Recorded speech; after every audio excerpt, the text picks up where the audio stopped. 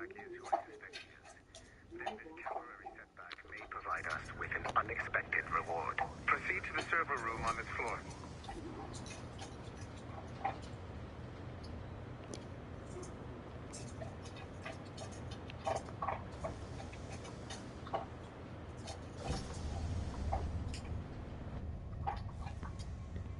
Do you see a flashing wireless signal?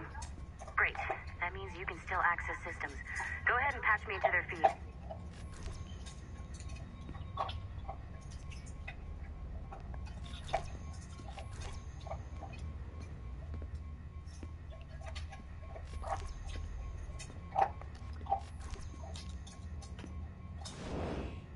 Once you restore the server, I'll connect your Animus workstation back to Helix. In theory, if you align the beams to segments of the core, it should solve the problem. But here's where it gets tricky.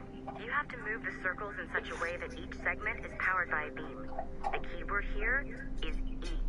One beam and one beam only per core segment, okay? Once everything is lit up properly, the system will reboot. Got it? Give it a shot.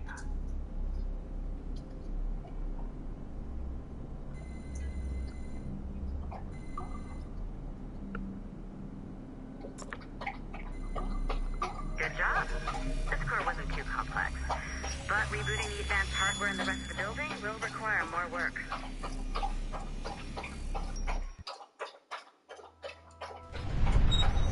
The assassins would have you believe that Al-Mualim was a great mentor who became corrupted with greed, and that he schemed with the Templars to acquire an apple of Eden. I see instead a shrewd and cunning leader.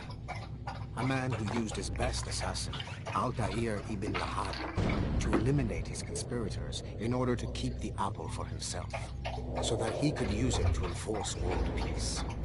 While it must be stated unequivocally that Al-Mualim was not a Templar, it is interesting to me that his vision of peace was more in line with Templar philosophy than assassin. In the past, both sides had the same goal, that of peace. Our only difference was how we chose to achieve it. Had Al-Mualim not been killed by Altair and allowed to carry out his plan, perhaps we would not be fighting now. It was only after Altair reformed the Brotherhood with its new ideals of free will that the conflict truly escalated and spread across the planet.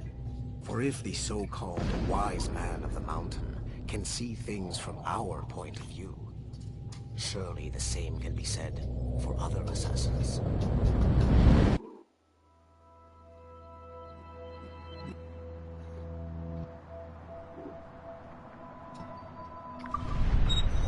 The assassins would have you believe that Al-Mualim was a great mentor who became corrupted with greed, and that he schemed with the Templars to acquire an apple of Eden. I see instead a shrewd and cunning leader. A man who used his best assassin, Altair ibn Lahad, to eliminate his conspirators in order to keep the apple for himself, so that he could use it to enforce world peace. While it must be stated unequivocally that Al-Mualim was not a Templar, it is interesting to me that his vision of peace was more in line with Templar philosophy than assassin. In the past, both sides had the same goal, that of peace. Our only difference was how we chose to achieve it. Had Al-Mualim not been killed by Altair and allowed to carry out his plan, perhaps we would not be fighting now. It was only after Altair reformed the Brotherhood with its new ideals of free will that the conflict truly escalated and spread across the planet. For if the so-called wise man of the mountain can see things from our point of view, surely the same can be said for other assassins.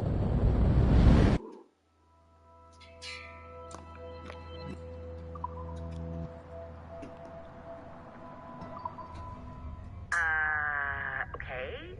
So I'm not sure you're supposed to see that. You should just get back to your Animus.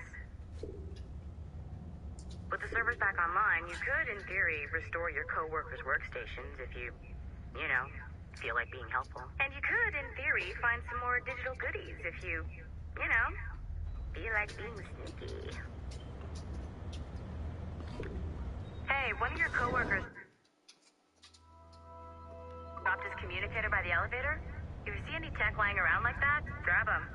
be a clue as to who did this. Now that you have unlocked Shay Cormac's memories, we stand on the brink of a grand discovery. I know you must have questions about your new assignment, or about me.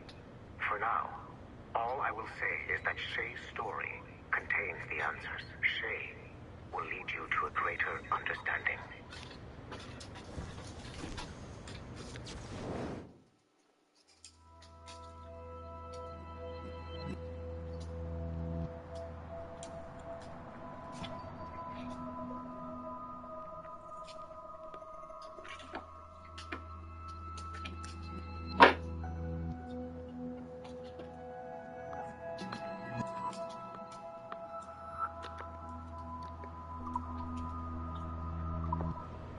Nice find.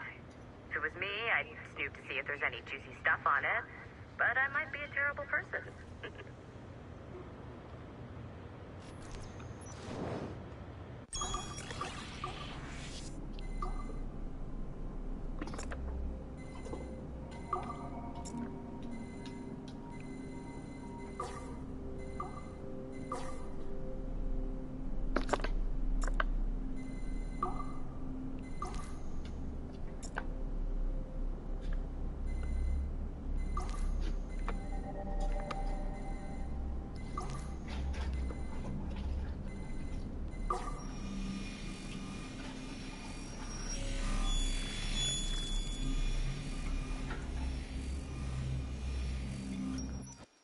우와.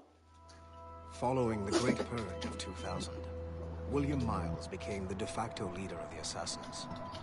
A cunning and ruthless strategist, he trained several agents who infiltrated Abstergo, including Clay Kazmarek and Lucy Stillman. In late 2012, I captured William Miles in Cairo and delivered him to Warren Vidic in Rome. Miles' son, Desmond, attacked Abstergo, killed Vidic and Master Templar Daniel Cross. He fled to a First Civilization temple in New York. On December 21st, Desmond Miles was killed inside the precursor structure. The grieving William Miles went underground and left the Brotherhood in the hands of Gavin Banks. Banks led a small team across the globe, attempting to rebuild assassin cells. We have confirmed sightings in Kyoto, Moscow, and Paris. Miles resurfaced in late 2013, and we have confirmed his involvement in the infiltration of Abstergo Entertainment Montreal by the assassins Sean Hastings and Rebecca Crane. Both Miles and Banks remain at large. Agent Acosta has tasked the Akashic satellite Plexus to sweep the planet for traces of assassin activities. We have yet to locate them.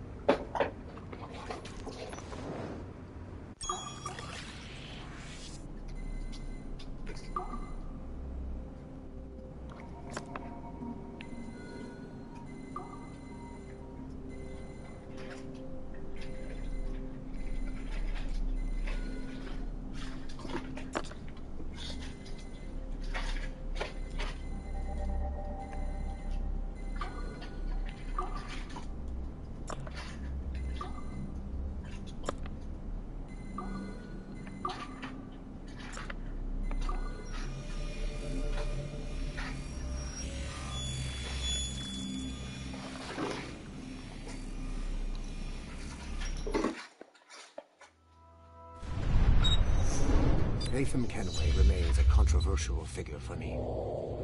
I have great respect for him. After all, he was the Grand Master of the Colonial Rite, charged with finding a precursor site.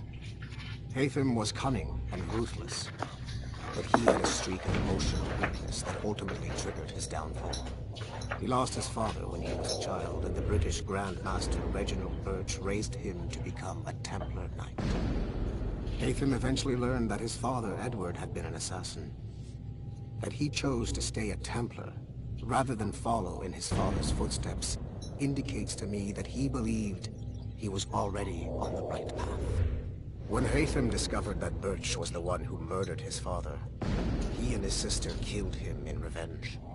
I believe this was the beginning of his downfall.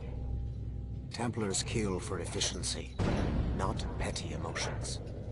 When he discovered that his son Connor was an assassin working against him in the colonies, the same emotional weakness stayed his blade.